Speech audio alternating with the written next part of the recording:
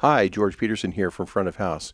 We've got a great issue for you this month, starting with our coverage of the Walk the Moon Tour, where front of house engineer James Wooten and crew are taking this popular band through a run of packed North American theaters before heading to Europe.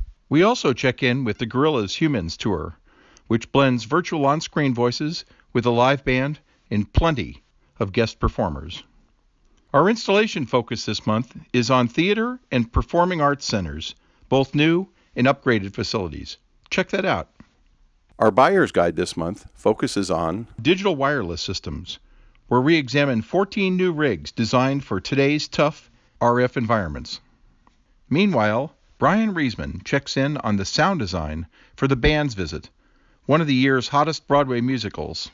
And our man in the pews, Vince Lepore, examines the art and science of front fill systems to ensure even coverage in difficult spaces. Don't miss it.